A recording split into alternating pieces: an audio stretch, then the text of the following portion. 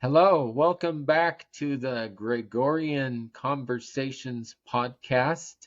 Today I am meeting with President Rob Saxton.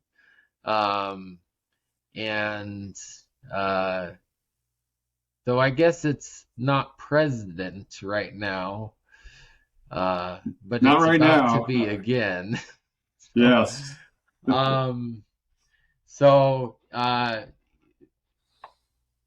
Brother Saxton was my stake president for a long time, but he's also about to become mission president. So he's without the president right now. Um, so usually if you were just to quickly introduce yourself, how would what would you say? Well, first of all, I'm Rob Saxton, and we live here in Rio Rancho, New Mexico. We have been all over the place in the United States, but we moved here about almost 9 years ago now from Iowa, and just loved living here in New Mexico. My wife, Sunil, and we have six children. They're all raised and doing things. We have six grandchildren. We just had a little baby girl, our daughter, Jennifer. Baby came a little early. It's about 4 pounds, but she's doing really well. Mom's doing well. And I look forward to going out and seeing him here later this week. So So is the baby out of the hospital or in the NICU? the baby's in the NICU and is really doing well. Is feeding, is bottle feeding, is doing quite well. They think the baby might be there another couple of weeks.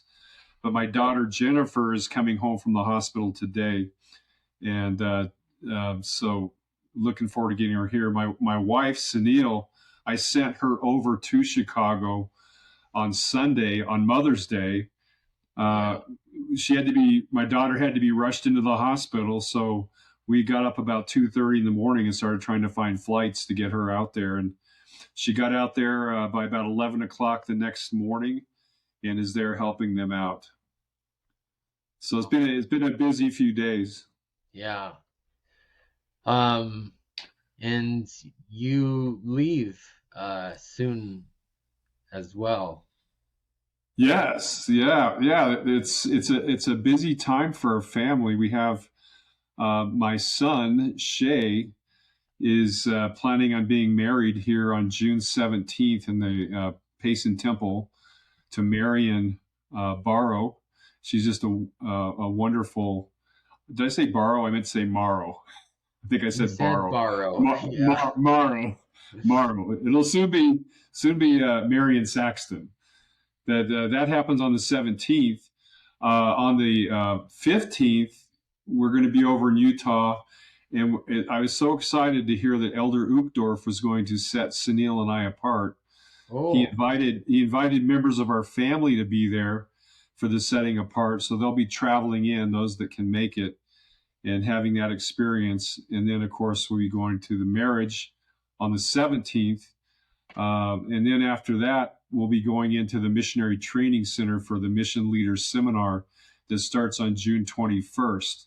That okay. last, So yeah, on the so fifth, that's, on the 15th is being set apart by President or Elder Uchtdorf, yes, and the yes. 17th is the marriage, and the 21st is reporting to the MTC. And I'll add one more in for you. Our daughter Chandler, who actually she just arrived back home about a half an hour ago from Brigham Young University in Idaho. She received her mission call early since we're going out to serve as mission leaders. She turned 18 in April, and the missionary department, the brethren, said she could go ahead and begin her mission. So she got her call to serve in Seoul, Korea. So she was busily getting out of her classes, uh, heading back home with all of her stuff. And Yeah. she's going to be taking out her endowments here right towards the end of the month. So I'll tell you what, there's so many blessings that are coming to our family and tender mercies. One other thing I'll throw on top of that is our daughter out in North Carolina, and her husband, he just received a really nice job offer back in Utah. So they're also moving during that time. So that it's Okay. just a few things going on. Yeah, just a few. Great. And it was President Oaks who extended the mission president call. Yes, yes. What a sweet experience that was. We'd actually been working with Elder Stevenson of the Quorum of the 12 for almost a little over a year, and had three different contacts with him as they were just doing the vetting process. He invited us to come into Salt Lake City, so we did. About halfway through that process, had lunch with him. While we were having lunch, we had the opportunity to meet President Nelson, President Eyring, and President Oaks. And that was that. We were in the cafeteria, and we'd been visiting with Elder Stevens, and he said, just sit down, just sit still." And we did, and he said, "Okay, now stand up, stand up." And we turned around, and there was President Nelson. So we had a chance to visit with him for about 4 or 5 minutes, and that was just a really, really sweet experience. And then a few Um, days, I'll yeah, interrupt you for a second. For people who aren't members of the Church of Jesus Christ of Latter-day Saints, I guess we've been throwing out a lot of terminology oh, true. at you. And um, gosh, so um, I'll just go with the last one. President Nelson is the prophet, the head of the Church of Jesus Christ of Latter-day Saints. So Yes. that's kind of a big deal, It's like meeting him. it's like meeting the Pope. You know, Yeah, it's yeah. a very special experience. And then he has two counselors, which are President Eyring and President Oaks. Yes, And then there's a quorum of 12, and so it sounds like you met Elder Stevenson, and you'll be meeting Elder Uchtdorf. Was there yes. anyone else that? Well, it's you know when we go to the mission leaders seminar, we actually will be at the feet of all 15 prophets, seers, and revelators. So the quorum of the 12 and the first presidency. So all the senior leaders of the church will be there giving us training and instruction that will help us as we go out into the mission field, where we'll be in the Reno, Nevada mission. And when we arrive there, there will be 207 elders and sisters, all between the ages of 18 and 22, that will be leading, supervising, hopefully inspiring to just be good kids as they get prepared for the rest of their lives. Awesome. Um, so I'm gonna uh, hit rewind uh, and ask you about your childhood. What is Oh one boy. of your earliest childhood memories? Well, um, I was an interesting kid. I had a little bit of a what would you say? I had a little bit of a temper when I was a little tiny kid. So some of this early stuff was throwing a bottle out in the middle of the street, screaming and crying for stuff. I was the oldest spoiled child, and I had two brothers and two sisters that came later. But probably my earliest memories is just my parents were just so amazing, just wonderful. And you know what? They were brand new parents, so they were. I was the experiment child, Yeah, and I just loved them. And I just have great memories of my home just being a place of safety, peace. There's a lot of happiness and joy there. yeah. And I think I was a knucklehead for quite a bit of that until I finally got straightened out a little bit. Okay. So, um, uh, expound on Well, so memories, feeling safe, and just the happiness, and then also the you knucklehead, well, which people can be knuckleheads and grow up and be leaders of the church. yeah. I used to have this book when the prophets were children, something like that, and Elder Woodruff, uh, he got into a lot of mischief, uh, including an encounter with a bull. Oh, Where, yes. yeah, Yeah. yeah, so um, Well, I definitely had my moments as a kid, and but I remember just a happy home. But I do remember getting into mischief and having mom and dad have to apply some correction so that I could understand that some behavior was not appropriate, like throwing mud balls at the side of the neighbor's house, ah, uh, yeah. uh, teasing kids where they were chasing me down the street, trying to grab me and get me. We actually had, like President Monson, we were lighting firecrackers across the street and burned down a field. I mean, What? just typical childhood stuff. Everything was fine. They got the fire put out, and we did get in trouble for that. But I grew up in Cheyenne, Wyoming, and was born and raised there. And it Oh, was a that's wonderful place to prairie be. country, right? Oh, that's cowboy country. Yeah. They refer to Cheyenne as hell on wheels. The Cheyenne Frontier Days Rodeo was there. In fact, we worked there as kids in high school, and it was a wonderful community, great people, a wonderful place to grow up.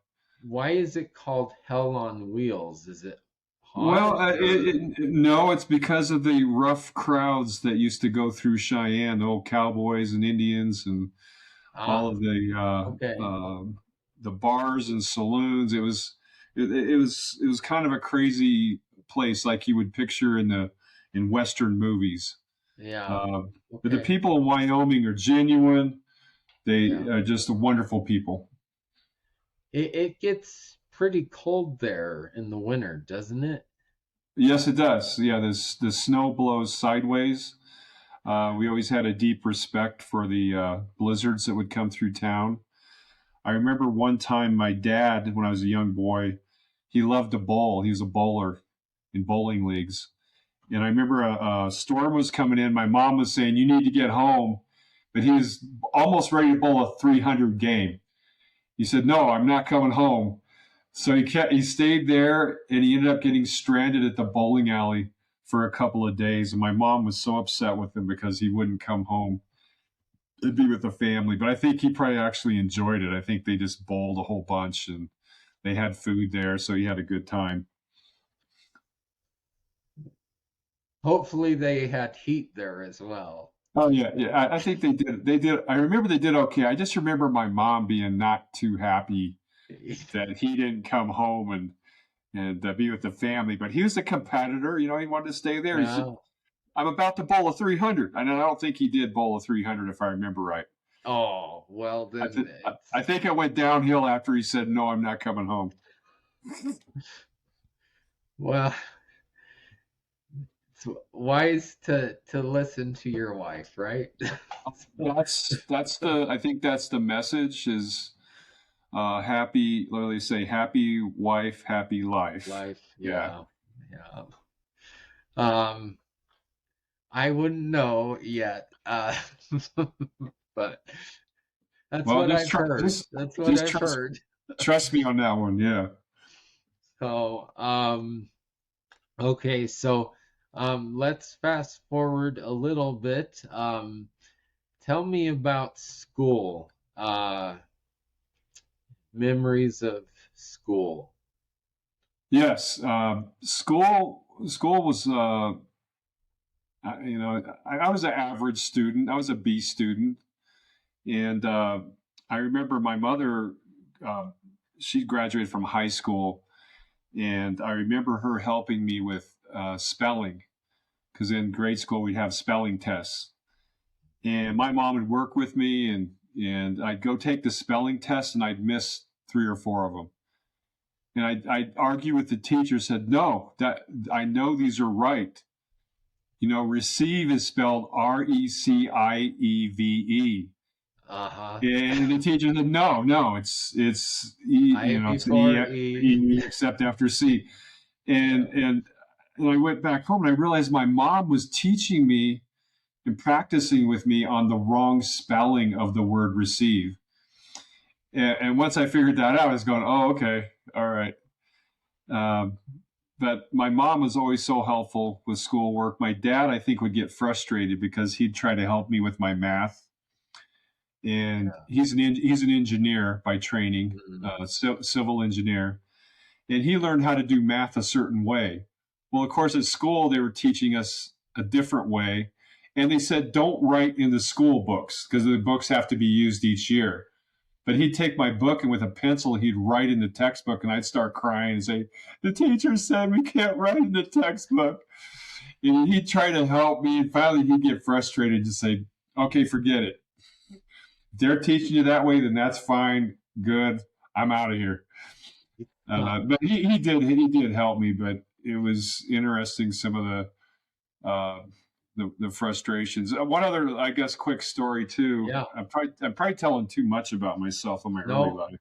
this is the point. But I remember, I think it was in 3rd grade in Deming Elementary, and I think now looking back, I think I had some anxiety issues. They just weren't diagnosed. Yeah. I was messing around. My attention span was not real good. And so what happened is the teacher had the carpenter at the school, the custodian, build a partition, and my desk was put behind the partition so I could not see the students, but I could see the teacher and the chalkboard. And they thought that might help me to take that stimulus away from seeing students and messing around. And Were you on the front anxiety. row? No, I was kind of in the middle side, but they moved me, and I had this partition. So I started doing that, and of course, first thing I do is I'm writing notes and passing them through the crack in the partition. And one day I was reaching over to hand a note to my buddy, and I pushed the partition with my desk because I scooted forward, and the partition fell over on top of some other students. So the partition disappeared, and I think they tried some other stuff. But anyway, I got through elementary school. Junior high was just like anybody's experience was junior high. High school loved it. Bad? Yeah, it's Challenging, not ideal, suboptimal. no, you're just there's a lot of changes going on, and it's just an awkward period of time, and it definitely was for me. I did love sports. I was very involved in athletics. Yeah. And I remember begging my mom and dad to let me play baseball. They wouldn't let me do it till I turned 8 years old. But I was always involved in athletics. I loved athletics in junior high. And in high school, had a lot of success with athletics. It was just a fun part of my life, and I just take away a lot of lessons from that experience as I went into college. All right. So, athletics. So you said baseball. What else? Well, typical. I was a typical kid back in the 70s. Played baseball, football, basketball, track. Pretty much whenever something was going on, I was out active and wanting to be involved in it. And Okay. my dad was a big sports guy, and so I love sports, and it was just a fun thing to do to take some of the energy out of me. Yeah. And put it in a constructive way. Yeah. Yep. All right. Let's see. You graduate from high school, and then you go on a mission. or Well, did you go to yeah, college first? I did. I went on a football and baseball scholarship to Rick's Junior College, now called BYU Idaho, and turned into a 4-year institution. At that point, it was a 2-year associate degree school. So I went there on scholarship and played football and baseball, and really enjoyed that. It was a neat experience. And during that year, I was also preparing. I knew I was going to go on my mission when I turned 19. I always wanted to go on a mission. I never really had well, I don't know if I want to go. I had a real strong sense that I wanted to do that. And it was it was an expectation of family, but I truly wanted to go on a mission.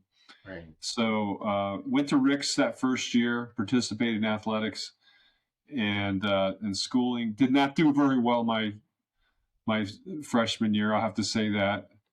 But it was good enough to not get booted out of school. Or to lose your scholarship? Or to lose scholarship. Yeah, I was a B average student. And then, of course, went on my mission. So you did lose the scholarship, or you? No, I did not. I did not. Okay. I had both scholarships. Between the two scholarships, that helped me pay for the schooling. And then I received my mission call at Rick's College to go and serve in the Kentucky Louisville mission from 1980 to 1982. I was still not born. I'm still not. I was close. I was born in 1983. So. All right. Yeah. Any special missionary stories that stick out? I have to be kind of careful here. So I had a wonderful mission, and it really helped me make that jump from being a boy into a man, because it was 2 years of being out on my own, living with companions, and going out and inviting others to come into Christ. It also was a personal development for me personally in my relationship with Jesus Christ. And I think it set up a foundation for me that I look back on frequently, even now, on the things I learned and experienced. But my goodness, we had some really spiritual moments where we saw people, saw their lives changed. And we also had moments where we had a lot of fun, probably more fun than we should have had. We rode bicycles, we were in cars, we took buses. But being in Kentucky was a really neat experience. I had a chance to be in Louisville, Kentucky, at the time of the Derby, the Kentucky Derby, the horse race. Yeah, Pegasus Parade. We didn't get to go to it. The mission president wouldn't let us go to it because it got a little bit wild with the mint juleps and all the stuff. But we were right there with a member family, right close to the stadium where they run the Kentucky Derby. What is a mint julep? A mint julep is an alcoholic drink that is a favorite of the Kentucky Derby fans that go. So, that's the significance of that, because we weren't supposed to be partaking of alcohol, and they did. The mission president said, "I think it'll be better if we don't go to that. So we'll watch it on TV." But my time in Kentucky, I was in different parts of Kentucky, down in the hollers, all over, and just thoroughly enjoyed that experience and loved the people of Kentucky. All right. So you finish serving your mission, and do you go back to Rick's? Yes, I did. I went back. I finished in 1982, went back with my baseball and football scholarships still intact. I got to football camp, in Rick's Junior College had won a couple of national championships at the junior college level. I got home in July. Football camp started in August. I was not in shape at all, Gregory. I was like, just coming. I mean, I was not in shape. I went to football camp. Did you gain a lot of weight eating food on the mission? Or, I mean, wouldn't the Uh, bike riding keep the shape? no, I was as far as my weight and that it was good. It's just I was not lifting weights and doing all the stuff you need to do to have your body Ah, in okay. shape to be getting banged around and all that. Okay. Also, I think my priorities changed because of the mission and my focus. Yeah. Not so much on the athletics, but more about what can I do to serve my fellow man. It kind of took. I think the mission took a lot of the selfishness out of me, and I started looking outside of myself to what should I be doing to prepare for the rest of my life, like schooling and education and that. So when I came back, I went up to camp, and it was not pretty. I mean, I'll just say this to keep a long story short, football was not going to be in my future. So I Okay. went to the coach and I just said, you know what? I think I'm going to withdraw. I'll get back my scholarship. I did go to the baseball coach, Coach Dowling, and I said, is there a way to get a little more help with my baseball scholarship? And he said, yes, I think I can help you out a little bit. So I participated in both the fall and spring baseball season, which was a lot of fun. But I also had to go and get a job at the Manwaring Center. And what I found a job doing was scooping ice cream and making tacos and washing dishes. What is a man wearing The man, the say? Manwaring, the Manwaring Center is the student body health or the student body center at Ricks College or at Oh, BYU Idaho. okay. So that they have restaurants and that in there. So I went and got a job doing that. And that's a little humbling, you know. You're Yeah. because I started before when I was on the football team, and all of a sudden I'm washing dishes, scooping ice cream, and my buddy's coming up to the window, and it was humbling, you know, and it was Yeah. good. So that's how I got into that second year. The thing that, and maybe we'll get into this, but the thing is, when I came home from my mission in July, I went back to painting houses and doing what I could to earn money to help sustain me back at in college. And while I Yeah. was there, my bishop when I was a kid, Richard Brown, he said, "I have this girl that I'd like you to take out on a date. They're going to be visiting here for Frontier Days we talked about earlier, the rodeo." Okay. And I was like, "No, I'm good. You know, I'm painting houses. I'm getting ready to go back to football camp, which I'm not ready for." And he said, "Rob, seriously, you got to take this girl out. And here's $20 and a couple of tickets to Drums Along the Rockies. Please take her." And I said, "Okay, I'll do it." So I showed up the night to take her out on the date, and her sister came out, and I was like, "Oh, not really interested." And And the I thought that was my now wife. And then another girl came out, and I was like, "Oh my, she's beautiful." And that was Sunil. My wife's name is Sunil, Cynneil. So she came out, and I got introduced to her. I was so struck by her that I took, she's only going to be there one night. It's like the next day they're going back to Utah. So I took her down to my parents' home to just introduce her to my parents and my brothers and sisters. I couldn't even remember her name. It was like Senile, Senol, Senil.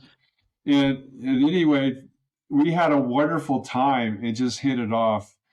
And then the next so morning she went home, and I w- went and did my thing. was Sunil the sister or the date or That was the someone else? date. That was the That was the second date. girl that came out, Okay. and she was awesome. And there was just a connection there. In Yeah. fact, I went home after the date and wrote in my journal, and this is weird because I'd only just met her, and I said, "This is the girl I want to marry." And then I didn't even know if I'd ever see her again, you know? Yeah. Uh, but what happened is I sent her a note in the mail saying I enjoyed the date, but she also was sending a note back to me, and they crossed in the mail. And it all worked out because I ended up going to football camp from Cheyenne. I drove to Provo, Utah, and then hung a right and went back up to Rick's College, which is totally out of the way. But I found a student that wanted to go to BYU, and I said, hop in my car, I'll take you there because I want to go see this girl. So after that, the rest was history. I finished up at Rick's College that second year, and we had a long distance romance where she was in Provo finishing her senior year at BYU in a nursing program, and I was finishing my second year receiving my associate degree up at Rick's. And a year later, we got married, and then I So moved down to before BYU. the marriage, so how often did you meet during that year when you were in different states? It was probably I would go down maybe once, sometimes twice a month because I quit football, so I'm like and I Okay. did have baseball going on, but probably at least once a month, maybe if I could work it twice, I would take homesick freshmen in my Chevette. You know, Chevettes, they're like not very big. And I told them, I said, you can bring a pillowcase with what you need for the weekend, $5 for gas, and I'll drop you off along the way, like 72nd South. You know, I Yeah. drop them off and I'll say, Sunday evening, I'm going to come back and get you. And if you're not here, I'm leaving you. And so I'd go to that McDonald's on 72nd South there in Salt Lake City, and I'd pick kids up and bring them back. So I had some back and forth. Sunil came up a couple of times, and I have to tell you a quick story about that. Yeah. So she comes up, and I introduced her to my roommates, and all of them I grew up with, so we all knew each other. And it was a Sunday, and she came over and was going to help us cook Sunday dinner. And she went into our kitchen, and she said, "Oh my goodness, this is disgusting." Because in our kitchen we had pyramids of dishes and Cool Whip bowls and all kinds of stuff that no one ever did their dishes. So it was terrible. And she just goes, "All right." And she started ordering my roommates around. You do this, you do that, you watch this. And I had one of my roommates pull me off and said, "Dude, you're going to marry her?" I was like, "Yeah." Yes, sir. So anyway, she helped us get that all cleaned up, and we had a wonderful meal together. But she would come up occasionally. I would go Yeah. down occasionally. But the thing that would happen is this is before cell phones and pagers and all the stuff. So her dad said, "I'll pay for one phone call a week." And so out behind my apartment, we didn't have a phone in the apartment. There was a pay phone in a parking lot. So I would go out there and I would call her, collect, and she would accept the charges, and then we would talk. The thing about it is there was, Rexburg in the wintertime, I was Oh, freezing my buns off out talking to her like in a snowstorm, saying, "How are you doing, honey?" You know. So we were glad when I finally could get down to Provo and I was accepted at BYU. She was finished at BYU and started working as a nurse practitioner at the BYU Health Center.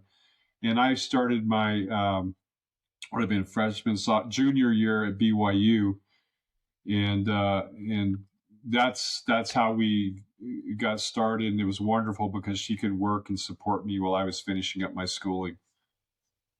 awesome. Um, Is this the stuff you're wanting to hear about, Gregory? yes, Okay. it's your life story. That's what we want. Well, yeah, I tell you, the thing my wife says that the stories always get better with time. Like the original story, if you could go back in a time machine, I'm sure would be less dramatic. But I think the stories get better and better as time goes by. Yeah. Well, maybe if she's up to it at some point, we can have her on and she can correct Oh, your yeah, story. she But would, she would, she would have rebuttals to, I'm sure, several things. but it sounds like you guys are gonna be pretty busy here. So Yes, um yes. So tell me about church callings.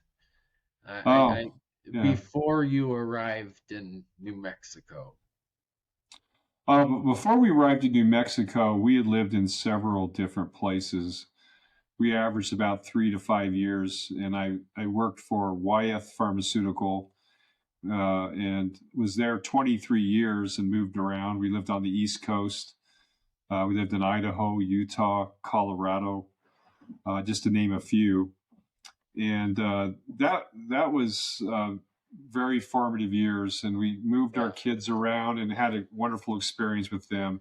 Well, I guess And then before. on that, I guess just to finish that on that, I was a primary teacher at one point, and it was with the older boys because I think when we were back in Philadelphia, they thought I could go in and handle these kids because they're pretty wild. And Yeah. I remember going in because there's a couple of kids who are just out of control. And so I'd go into class.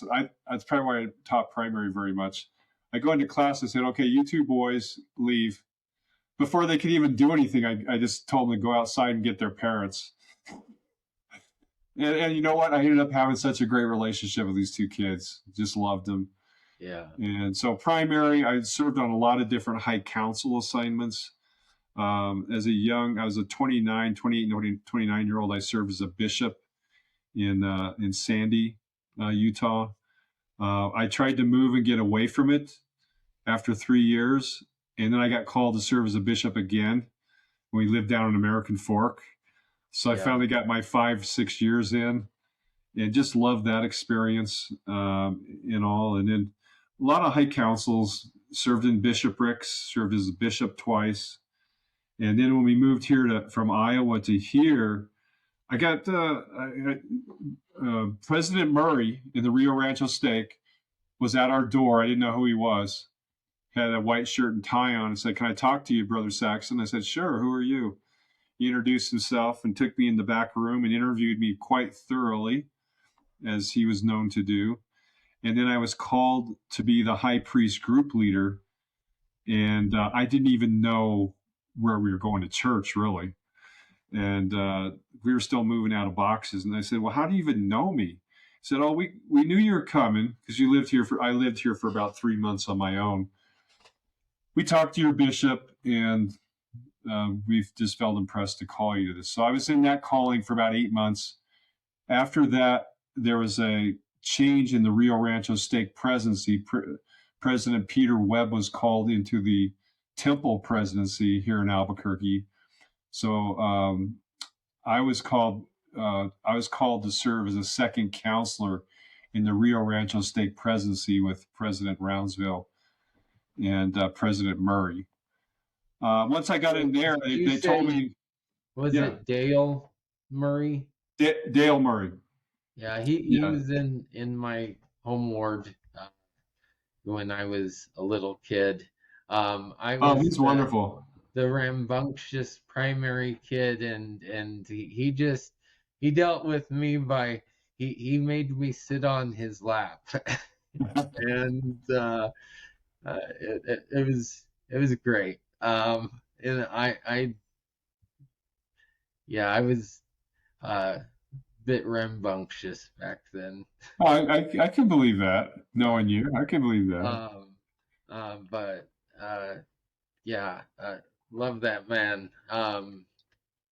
And I remember, and he remembers. I used to call myself back then. I'd say I'm Zero Clown because Yeah. zero comes before one, so it must be a more important number than one.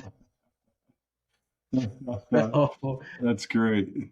Yeah, um, he's a wonderful, wonderful man, and loved him and his sweet wife, and learned a lot from him. About 8 months later, then I knew there was going to be a new stake created, and I had some premonitions that I might at least be involved in that presidency. And Elder Bennett came to town, and there was a stake being reorganized and a new stake being formed. And Elder Bennett called me to serve as a stake president. And And Elder Bennett was he a he's a 70? Elder Bennett was a general authority 70, and they work under the direction of the Quorum of the 12 Apostles. And so he received an assignment to come to our stake conference with an area 70 who's a little bit different than a general authority 70 because they're a 70 over an area of the church. And anyway, they issued the call, had really special experience with calling counselors. And we had a brand new stake. So it was just three of us. And we had to sit there and go, okay, how do we do this? And the handbooks of instruction were quite helpful. And we put together a stake, and it was just a wonderful, wonderful 7 years that we had together, watching a new stake come alive. And how soon after that happened did you meet Elizabeth in the distribution center? Oh, not pretty early, yeah. In fact, I think I had met her while I was a counselor in the Rio Rancho stake. And then I also went over and hung out with the family home evening group. I'm trying to think, Gregor, were you in that group? Yes, I was. Yeah, Yeah. I can't remember the exact timing, but it was It right there was early.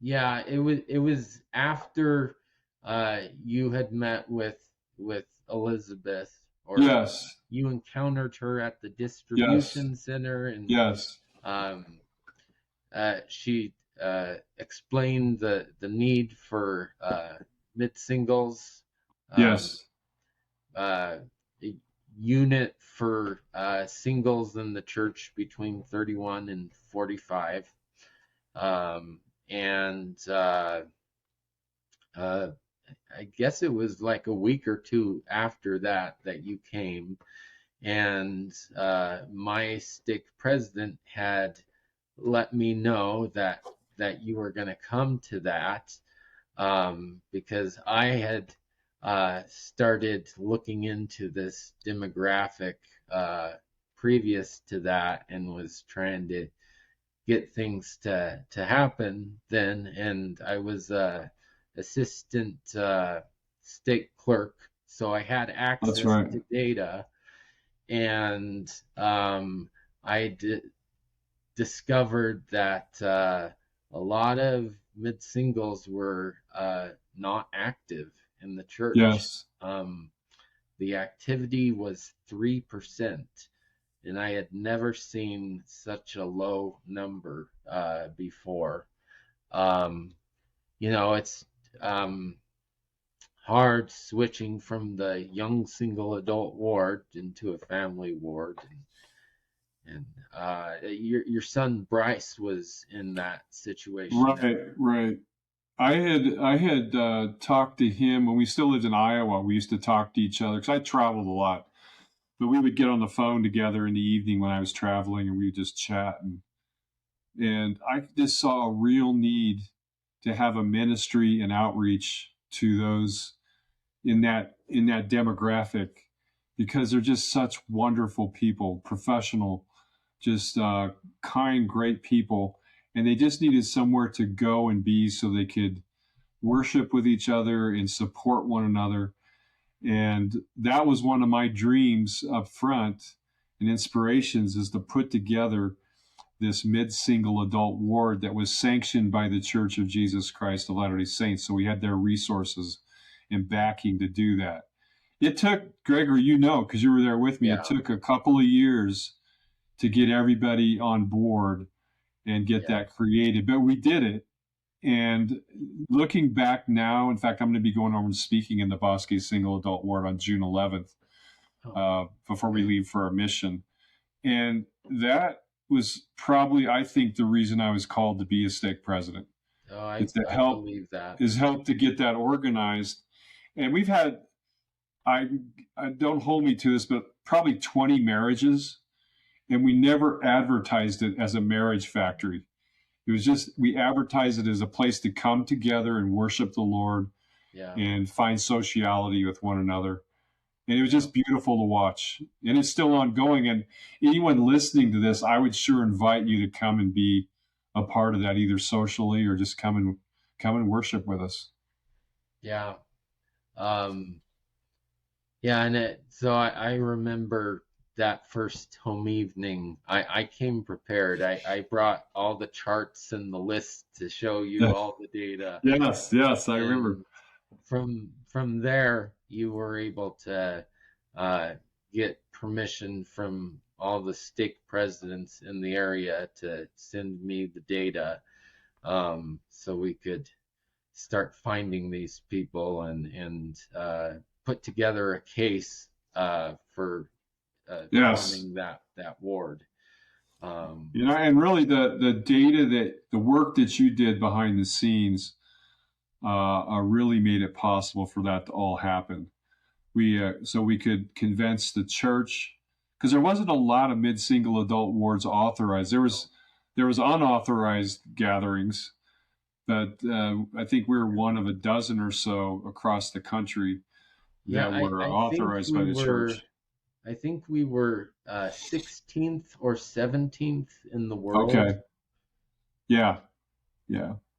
And it's crazy because there's still, well, according to someone who visited our ward from Texas not too long ago, he said there's not a mid-singles unit in Texas, and they Yeah. certainly have more Oh, members than we do.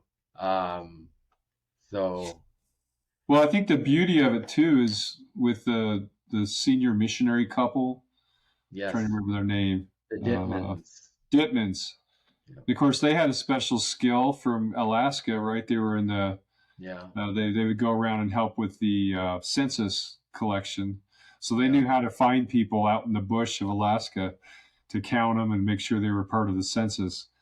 I think did we have like 3,500 of almost 4,000 records that dumped in, and then they started a sorting yeah. process to get those records where they needed to be, and it was beautiful to watch them work on that, so people could have contact with them and help them and serve them. I think maybe it was 2100. Was it 12? Okay, see It, there the story. See, the story gets better. yeah, 7 years away, it's up to 4,000. yeah, yeah.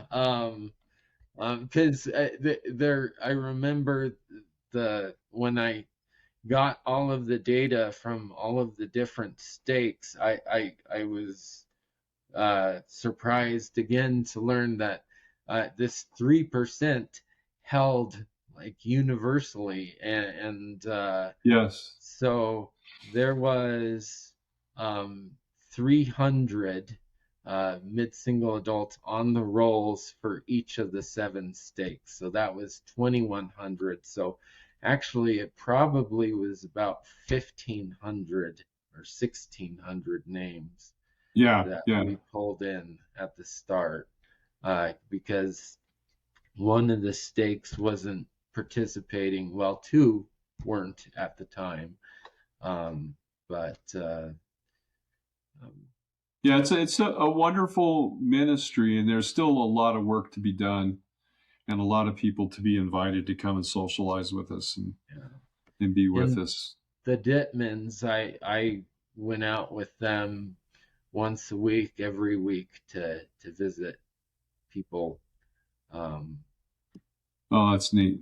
Yeah. and I was talking to her on the phone yesterday. Oh, you Um, were. Oh, yeah, wonderful. yeah, we're really close still. Oh, that's So awesome. Yeah, wonderful um, people. yeah. Um, uh, anything else you want to say about the mid singles? I think we've kind of covered it, but No, no, I love everyone in the mid single adult ward and in that whole group from 31 to 45. And I had a vested interest with a couple of my kids in that same grouping. And my heart just goes out. And that's such a powerful group with so much to give. And it just is wonderful that we could get that done here in the area, and I hope it continues on.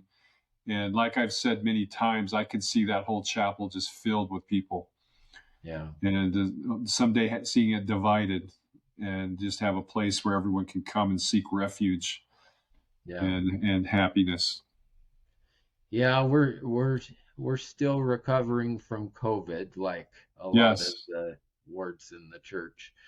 Uh, when So during COVID, the church, you know, we were shut down, or we didn't meet in person. There were meetings on Zoom and things, and then once that shutdown ended, it yeah, Yeah.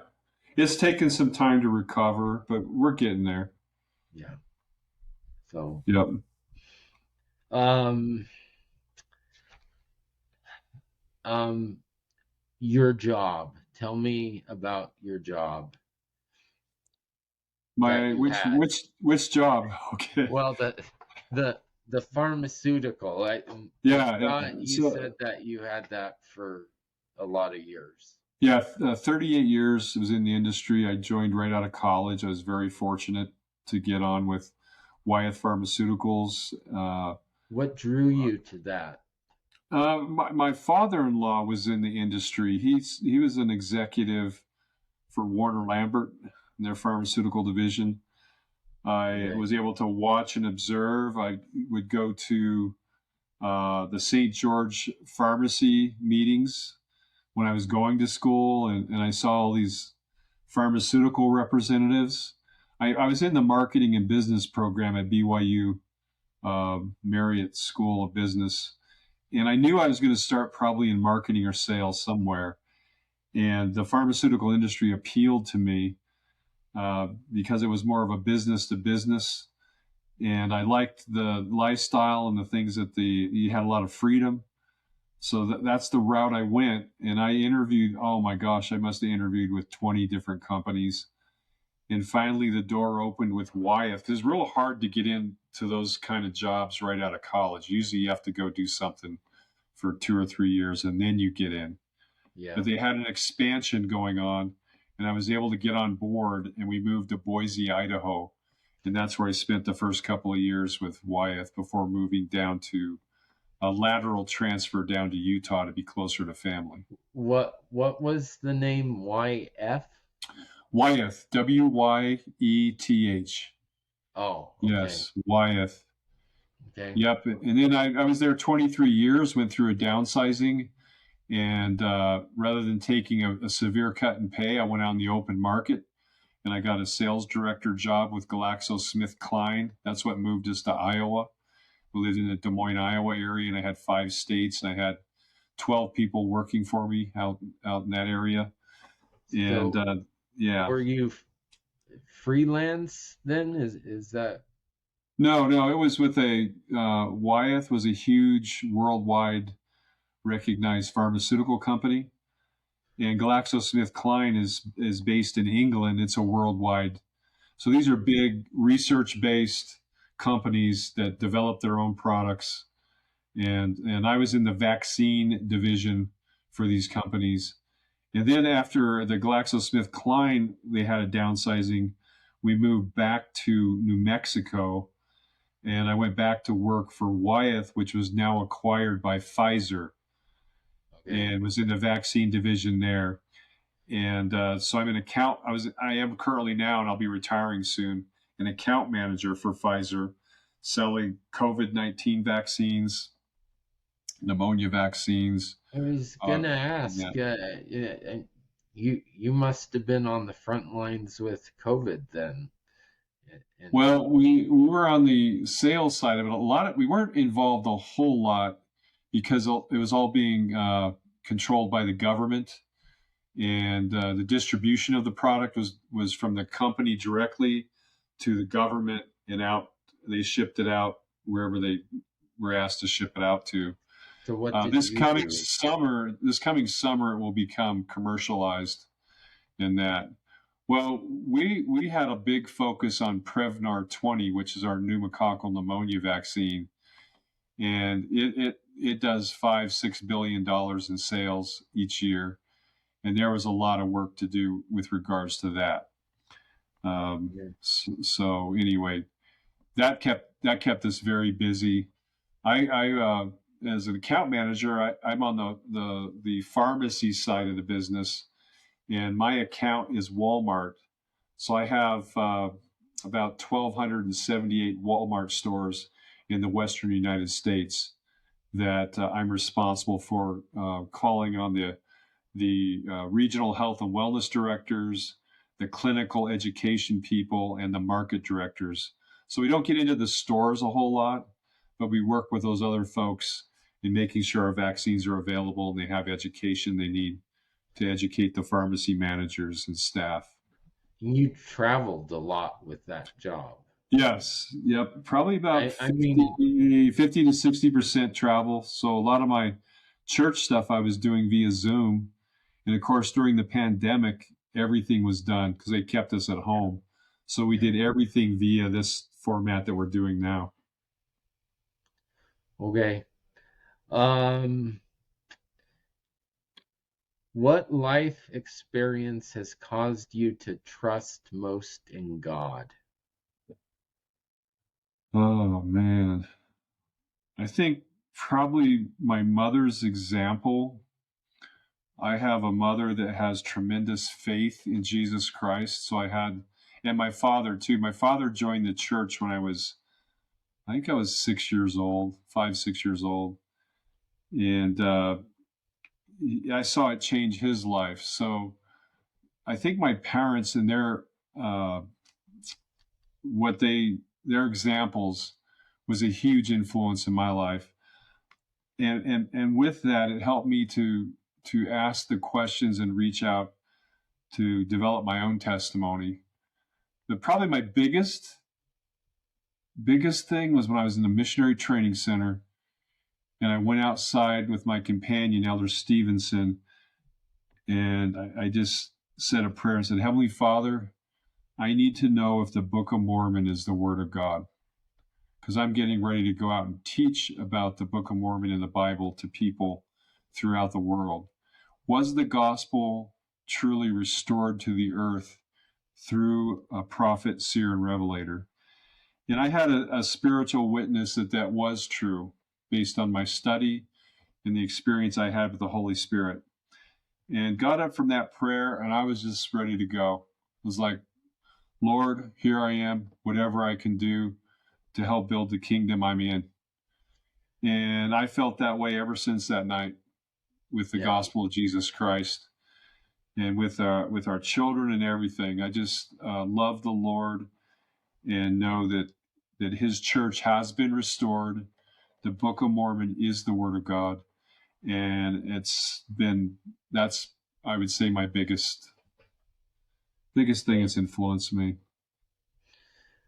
Um, is I have one last question, but before I ask that, is there anything that we haven't covered that's coming to your mind that you would like to say? Well, I'd like to know what your favorite flavor of ice cream is and why. Oh, uh, so yes, a week ago we were scheduled to do this, and it didn't work. But we had a conversation at that time, and I asked President Saxton that question, and your answer was uh, I think strawberry, strawberry, chocolate, and vanilla. vanilla. And You then were on you nailed me down and said, okay, if you had to pick one, I think I said strawberry ends up being, yeah. because you didn't like chocolate, right? You said, I don't like No, chocolate. I hate chocolate. I hate So you hate chocolate. it. You hate it. So I think Yeah, we I agreed that do. strawberry's good, especially if there's chunks of fruit in it. Yeah, yeah. It's chunks of So strawberry. for me, the ice cream choice is more about the toppings and Number one topping is the little mini gummy bears, but Okay, all right. it it has a base of a dark cherry or strawberry, and then lots of gummy bears and raspberry and gosh, other stuff. See now, that I'm a purist. I'll just take a homemade strawberry ice cream with chunks of strawberry. I'm good. Yeah. Nothing added. No, yeah. I love the additives. in in this Well, context, good for I you. think Good for you. additives are all right. But Yeah. my favorite milkshake is Dairy Queen's pineapple milkshake. So Ah, wow. there It you sounds go. good. Yeah. Um, so are you ready for the last question? Oh, I thought that was. Okay, no, I'm No, ready. I'm ready. Go I ahead. said if Oh, we're so about nothing but the to, questions. Okay, I'm yeah, good. I just wanted to know if you had anything else to add, and you did. So Okay. if you could send one message 100 years into the future for your posterity to hear, what would it be? Uh, I think the message that I would leave, and let me just turn to something here real quick. Um, I got a new set of scriptures to take on the mission, so I've been marking those up and having a lot of fun with that. But in Mosiah chapter 2, verse 41, this is the message I'd want to leave. And moreover, I would desire that you should consider the blessed and happy state of those that keep the commandments of God. For behold, they are blessed in all things, both temporal and spiritual. And if they hold out faithful to the end, they are received into heaven, that thereby they may dwell with God in a state of never-ending happiness. Oh, remember that these things are true, for the Lord God has spoken it. If I had 100 years from now, that would be it. And to not lean to your own understanding, but to put your faith in Jesus Christ and to stay really close to the scriptures, especially the Book of Mormon, in finding answers to our questions. That would be it. Awesome. Awesome. Well, President Saxton, it has been a pleasure as always. And yeah, it's just been an honor to know you and work with you. Well, So I have thoroughly enjoyed our friendship and camaraderie.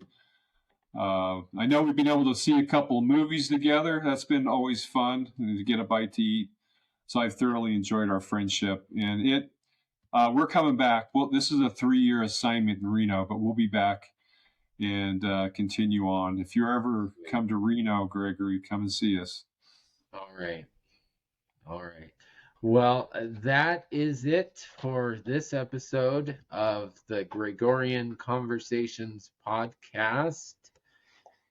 And so I'll see you, audience, soon. And hitting the leave button, or stop button.